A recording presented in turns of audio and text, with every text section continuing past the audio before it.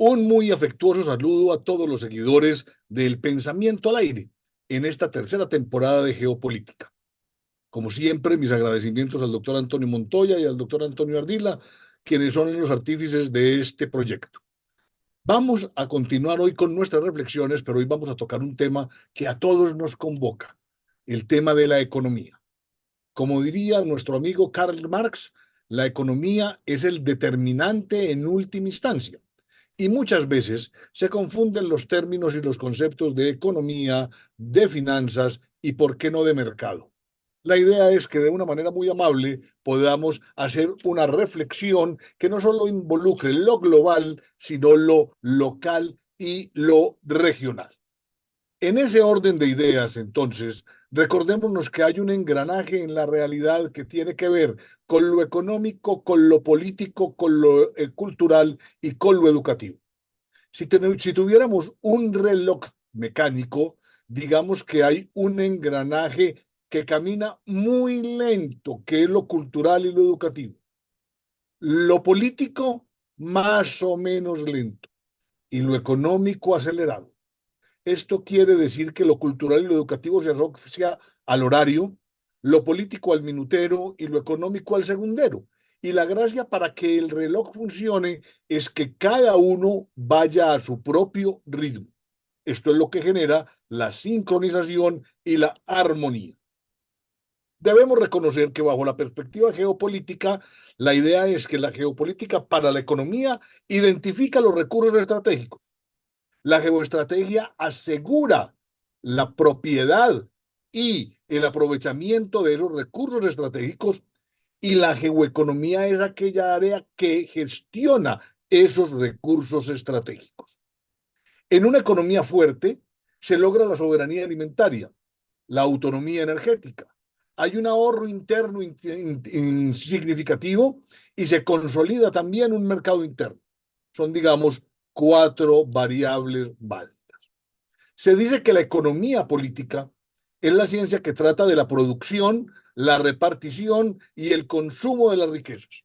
Pues ojalá uno se pudiera quedar tranquilo con esta sola imagen, pero esta imagen, todo este acetato, da pie para un posgrado, porque cada uno de esos elementos, la producción, la repartición y el consumo, es un verdadero universo. La microeconomía trabaja y entiende la relación entre los agentes económicos individuales, productor-consumidor, por decir algo.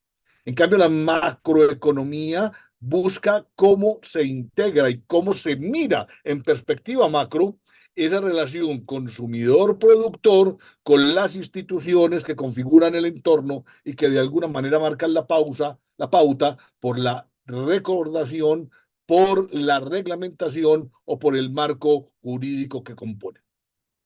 Tradicionalmente hemos hablado de tres sectores económicos: el primario, la agricultura; el secundario, la industria; y el terciario, el comercio. Pero hoy ha habido una gran evolución. El primario ya se compone de agricultura y minería, el secundario de industria y construcción, y el terciario de servicios financieros, de comercio, de servicios generales y de turismo. Hoy por hoy hay un agrupamiento mundial de los sectores competitivos y se habla de sectores originarios, de funciones industriales y de apoyo, de bienes y servicios de consumo final. A medida que lo vamos a mirar, los invito a que piensen Colombia en cuál de ellos cabría. Con respecto a sectores originarios, hablamos de la producción de materiales y metales, productos forestales, petróleo y productos químicos, semiconductores y ordenadores. Ahí Colombia, pocón. Segundo, funciones industriales y de apoyo: multiempresas, transporte, producción y distribución de energía, oficina, telecomunicaciones y defensa. Poco. Bienes y servicios de consumo final: alimentos, bebidas, textiles, confección, vivienda, hogar, asistencia sanitaria, artículos personales, esparcimiento y ocio. Digamos que ahí tenemos un poco más de presencia. Hay sectores emergentes como los juegos de suerte y azar, para nuestro caso lo que denominamos huecos o andrecitos, y los servicios logísticos informales alrededor de esas actividades. Tradicionalmente las cuentas nacionales eran desde Planeación Nacional la que llevaban el registro de las actividades económicas. Hoy ya hay una gran evolución. Recuerden que a partir de 1991, con la nueva Constitución, se creó la figura de la Contaduría General de la República, que también entra a complementar esas pautas de registro. Para el caso de Antioquia, en la actualidad están registradas ante las 5 cámaras de comercio de Antioquia aproximadamente 160.000 empresas, no necesariamente todas activas. El 96-95% de estas empresas pertenecen a la categoría de FAMI y microempresas. El restante por ciento pertenecen a las categorías de pequeñas, medianas y grandes empresas, y la informalidad, lamentablemente, el rebusque sigue siendo un fenómeno creciente. Ahora bien, tengamos en cuenta que el aspecto de educación, el foco de la educación en estas ciencias administrativas está muy enfocada a ese 4%. Hablábamos de la diferencia entre lo económico, lo financiero y lo comercial. Decía en algún momento el doctor Juan Manuel Santos, siendo exministro de Hacienda, siendo ministro de Hacienda. Comillas, los cafeteros de mi país, que solo reciben menos de 1 centavo de cada taza de café que en Nueva York se vende a $3, quisieran reencarnar en vacas de Baviera, porque a las vacas en Alemania o en Japón les pagan mucho más que el salario mínimo colombiano, y esto es una aberración del orden mundial. Esta es una crítica con respecto al proteccionismo y a aquello que nos sirve mucho para dar conferencias, pero que lamentablemente no hemos podido desarrollar muy bien en Colombia. El concepto de valor agregado. Valor agregado. La vocación económica son las actividades económicas para las que una región cuenta con una ventaja particular, usualmente por su ubicación o porque tiene unas condiciones particulares de pertenencia, propiedad y arrojo de los recursos X y Z. Una cosa es que en mi región haya agua o no haya agua, que haya petróleo o no haya petróleo, que haya territorio que esté bien abonado, que sea fértil o que no sea fértil. Muy bien. También hemos venido hablando y desarrollando en la región el concepto de clústeres, esto es desde el principio del siglo, y los más importantes tradicionalmente han sido el turismo, la construcción, la energía, el textil, confección, las TICs y la salud, y han aparecido otros. En Colombia, y esto no es para quedarnos pues en el pantanero y quedarnos llorando, hemos visto cómo en los últimos decenios una serie de empresas que han sido o que fueron emblemáticas han ido desapareciendo. Simplemente las enumero: Banco Ganadero, Cementos Diamante y Samper, la mina de níquel de Cerro Matoso, el gas natural, Bancoquia, Proleche, Cerrejón, Coltabaco, Avianca, Tubos del Caribe, Bavaria, Banco Granahorrar, Telecom, Refinería de Cartagena, Ola, Almacenes Éxito, Coltejer y Sagen. Y entonces la idea es, bueno, estamos vendiéndole a empresas extranjeras aparatos productivos, aparatos redistribuidores. ¿Cómo estamos reinvirtiendo esos dineros que llegan o sobre cuáles sectores estamos aplicando nuevos recursos? Hoy tenemos unos retos importantes. Hay una orientación mundial hacia la urbanización. Hay grandes exigencias de orden creciente en términos de mejoramiento de productividad y competitividad. Empiezan a aparecer por la competencia globalizada deterioro de las condiciones laborales, y hay crisis de empleo formal. El PNUD, el Plan de Naciones Unidas para el Desarrollo, define de una manera muy bella lo que es ecodesarrollo. Es el nivel de desarrollo socialmente justo, económicamente viable y ecológicamente compatible. También hay que reconocer que en un mundo competido, abierto, usted en la vida no recibe lo que merece, sino lo que negocia. Y usted tiene que aprender a negociar. Y para aprender a negociar, pues primero tiene que capacitarse, conocer aquellas cosas que le van a servir de herramientas y conocer sobre todo al interlocutor para poder buscar una negociación como mínimo justa que favorezca los intereses de la nación. A nivel de integración económica hay diferentes pasos: el área de libre comercio, la unión aduanera, el mercado común, la unión económica y la unión política. Digamos que en términos globales la Unión Económica Europea es la que más avanzada está, pero todavía le falta la unión política, y la unión económica a ratos se resquebraja. En un país como Colombia, con sus vecinos, apenas estamos todavía tratando de consolidar las áreas de libre comercio. Estos son los países con los que Colombia tiene tratados de libre comercio vigentes, lo que le llama TLCs. Lo que sería muy interesante es que el Ministerio de Industria, Comercio y Turismo y los gremios económicos sectoriales y subsectoriales nos contaran de en cuando cómo nos está yendo, cuál es la balanza comercial con cada uno de estos países con los cuales tenemos TLC. En su momento, el director de la Organización Mundial del Comercio, Pascal Lamy, desarrolla esta hipótesis. Comillas, los TLC bilaterales no le sirven a los países en desarrollo. Es que es muy complicado para un país como Colombia negociar con un monstruo, un gigante como Estados Unidos. Es muy difícil. Pero bueno, ahí es donde se trata de aprender a negociar y buscar la justicia, teniendo como árbitros este tipo de organizaciones como la Organización Mundial del Comercio. Dice el representante de comercio Ron Kirk de la Cámara de Estados Unidos. Los acuerdos de libre comercio son casi completamente para beneficiar a los exportadores estadounidenses y representan colectivamente varios miles de millones de dólares en oportunidades. Sobran las palabras.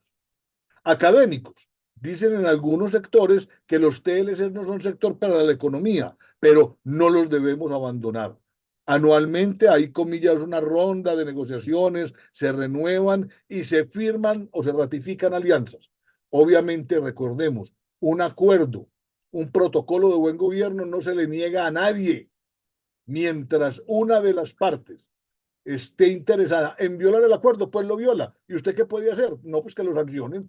Ahora, una cosa es que Colombia viole un acuerdo, otra cosa es que Estados Unidos viole un acuerdo. Muy bien. A principios de año se reúnen en Davos el grupo de los 8 y este titular es lo suficientemente contundente. En Davos, a principios del año, se reúnen los dueños del mundo, aquellos que controlan las 2/3 partes del PIB mundial. Alguien diría en sentido crítico profundo, ante esta realidad, hablar de democracia, de igualdad, de equidad, es como una especie de quimera. ¿Cuánto pesa Colombia en el mundo según The Economist?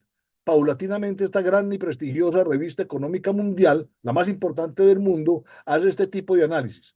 En su momento nos decía que Colombia si desaparece, pues es poco el impacto que hay a nivel mundial. También nos vamos a puntos extremos y hay momentos de plena efervescencia que también lo reconoce esta revista de Economist.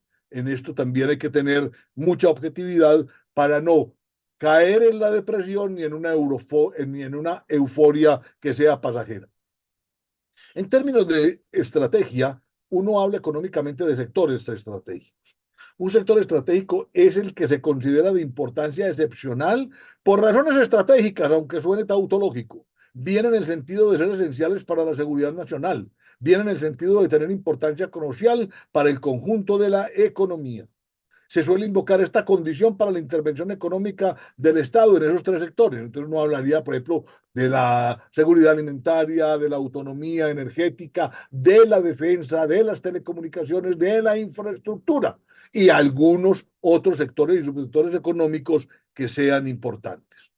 Aquí, por ejemplo, aparece el concepto de enclave económico. Ha caído en desuso, pero no quiere que haya desaparecido.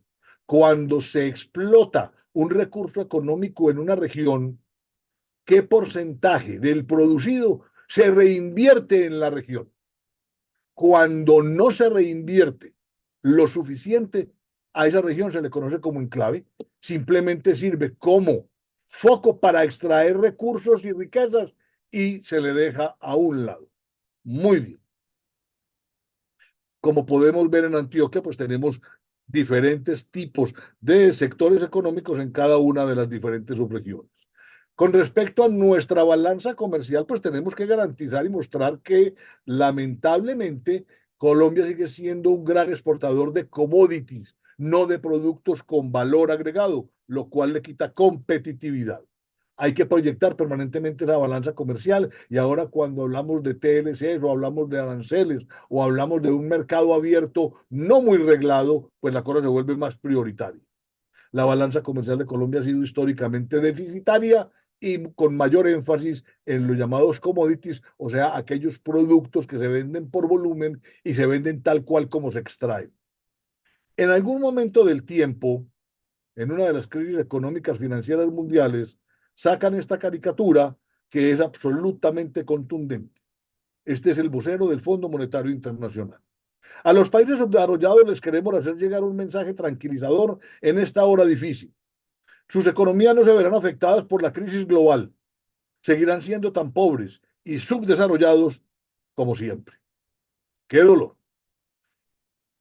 Aparecen intentones, gracias al desarrollo tecnológico, por, por aparecer, hacer reconocer, formalizar y legalizar nuevos tipos de monedas no necesariamente reguladas por los bancos centrales. Este es un experimento que todavía no ha ganado la prueba. Hay países que han avanzado, ha habido grandes quiebras, pero esto en última instancia, a hoy sigue siendo un mercado muy especulativo. Mientras nosotros seguimos peleando aquí por el territorio y entonces que las unos, los otros, las disidencias de las disidencias, Estados Unidos, que fue el primero que llegó a la Luna, ya dio la primera licencia para explotar los minerales celestes. Esto suena a ciencia ficción, pero esto es real. Y estamos hablando del año 2016, pues. Estamos hablando que hace 10 años. Hoy debemos aprovechar nuestras ventajas comparativas, o sea, aquellas con las que nos privilegió la naturaleza. Como cuáles, por ejemplo, vean esta belleza de reflexión que hace una agencia de viajes francesa para promover destinos turísticos. A mí se me quiebra la voz cada que leo esto. Si usted quiere conocer el Caribe, vaya a Cuba o a República Dominicana. Si quiere conocer el Océano Pacífico, vaya a Chile. Si quiere conocer la cordillera de los Andes, vaya a Ecuador. Si quiere conocer la selva amazónica, vaya a Brasil. Si quiere conocer las culturas precolombinas, vaya a México o a Perú. Pero si quiere todas estas cosas reunidas, vaya a Colombia. No nos tenemos que secar los sesos pensando que hay que hacer en términos turísticos. Estas realidades hay que saberlas empacar como verdaderos productos turísticos y asegurar, eso sí, que haya tranquilidad para el turista, que el Estado tenga presencia en todos los rincones del país y que la seguridad se campee airosa. ¿Cuáles son las ventajas comparativas geopolíticas de Colombia de orden mundial? Aquello por lo cual otros países quisieran tenernos. Somos el geocentro de la gran cuenca oceánica mundial, dos océanos, dos mares con posibilidad de interconexión. País bisagra de los grupos de integración. Recuerden que estamos muy bien ubicados sobre la línea ecuatorial y somos el país que tiene la distancia, que tiene la equidistancia con respecto a todos los continentes. Eso en términos logísticos es una maravilla. Somos el vértice de la cuenca latina del Gran Caribe, vértice de la Gran Cuenca Ecológica Mundial. Contamos con dos de los 5 pulmones del mundo, Chocó y Amazonas, y primer lugar en variedad de ecosistemas. Vértice de la cuenca solar del Gran Caribe, vértice de la mayor cuenca de energía primaria del mundo, poseemos la única cordillera intertropical del mundo, lo cual nos da garantía de recursos hídricos, país esquina de la cuenca del Gran Caribe con Golfo de México, Mar Caribe y Mar de las Antillas, y cuencas marítimas con aguas jurisdiccionales abundantísimas. Casi que uno podría decir que Colombia tiene una Colombia continental y una Colombia marítima, más o menos de la misma extensión. Muy bien. ¿Qué lastres, eso sí, tenemos y llevamos a cuestas? Un déficit fiscal que se volvió pues eterno, un panorámica político cada vez más inestable, crisis en el sector salud, crisis en el sector pensiones, lavado de activos, infraestructura débil, aunque se han hecho esfuerzos últimamente, y una retórica sobre ciencia, tecnología, innovación y emprendimientos que se queda en eso, en retórica. Es vergonzoso ver cuál es el presupuesto del Ministerio de Ciencia y Tecnología y cómo ante un recorte presupuestal, esa era que también le recortan, le quitan las alitas al más pollito de los pollitos. La pregunta correcta no es ¿a cuánto crecí o a cuánto crezco? La pregunta debe ser ¿a cuánto debe crecer? Y esto nos debe llevar y nos invita a formular objetivos nacionales. Ah, es que crecía al 3, al 4 o al 5. Bueno, ¿y eso qué impacto tiene? Es que para salir de la pobreza y tener a los colombianos en un nivel de bienestar X, ¿A cuánto tenemos que crecer? Invento la cifra, al 17. ¿Por cuánto tiempo continuado? ¿Al 10, al 5, al qué? Pero mientras tanto, simplemente nos deleitaremos haciendo foros que alabando o criticando la información que nos dé el DANE o el Banco de la República acerca de cuánto creció o no creció este país. Y entonces ahí no es el cuánto crecí, es a cuánto necesito crecer. ¿Cómo se entiende o qué se entiende por crecimiento económico? Es el incremento de la renta nacional o del Producto Interno Bruto por persona de un país o una región o un grupo de países, como en el caso de la Unión Europea, en un periodo de tiempo. Lo más habitual es medirlo en forma anual para compararlo cómo ha crecido año tras año. Por eso también es muy importante mantener la continuidad de las reglas o fórmulas de medición para que haya posibilidades reales de comparación.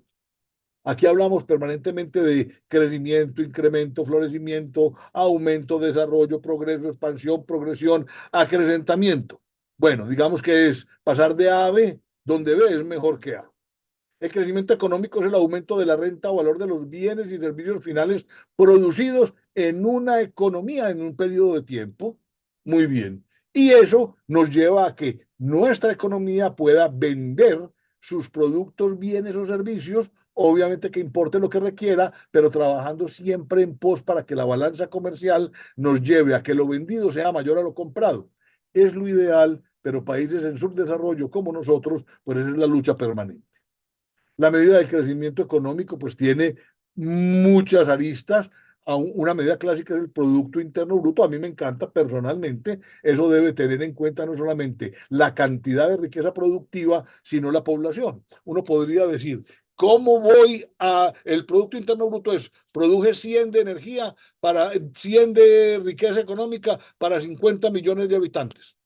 ¿Cómo duplico ese resultado? En vez de 100 de riqueza, llegue a 200 y continúe con los mismos 50.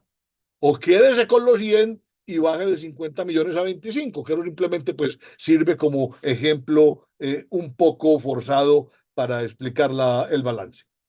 También hay unas medidas como el coeficiente Gini, que es una medida de la desigualdad establecida por un señor llamado Corrado Gini, Gini sí. Los principales factores de crecimiento económico está dado por factores y los factores principales son los recursos naturales, los recursos humanos, la acumulación de capital, el cambio tecnológico, la capacidad de innovación y la estabilidad sociopolítica. Se supone que el crecimiento debe llevar al bienestar. Es que en un país como Colombia podemos crecer, pero queda concentrado en 4, 5 o 10 grupos económicos. No, es que necesitamos que lo que en los grupos económicos y en el resto de la población en su debida proporción. También se busca el crecimiento a corto y largo plazo. Una de las definiciones más elementales que tiene que hacer un país y una empresa es para usted qué es largo plazo, mediano plazo y corto plazo. La Universidad de la Sorbona dice que en términos políticos se puede asociar el largo plazo a lo que dura un periodo de gobierno. Si eso fuese así, entonces en Colombia el largo plazo es 4 años, mediano plazo es 2 y corto plazo es 1 para abajo. Ahora bien, entendiendo que también hay actividades económicas, por ejemplo, como la reforestación, que puede tener ciclos de 20 años o más. Muy bien. Para entender la economía hay diferentes tipos de enfoques, de teorías. Está la capitalista y está la socialista. Pero también se habla del keynesianismo, del monetarismo, de la neoclásica y de la neokeynesiana, donde se explica cómo el Estado puede llegar a intervenir positiva o negativamente en el impulso de la economía. Muy bien. El crecimiento económico debe ser sostenido. No puede parecer como un electrocardiograma. Este año crezco, el año entrante, no, quién sabe dentro de 2 años. No, hay que generar pautas de actividad para que ese rendimiento económico no genere incertidumbres y sobresaltos, porque es que la inversión, que es el motor de la economía en el mundo capitalista, debe tener unos escenarios claros para no arriesgarse. Hace algunos años se firma el Consenso de Washington y eso lleva a la definición de un montón de teorías, todas partiendo de la buena fe. Lo que pasa es que no todos los remedios sirven para todos los pacientes por igual. Todos los organismos somos distintos, todos los países somos distintos, todas las economías funcionamos distintos, aun cuando haya semejanzas generales.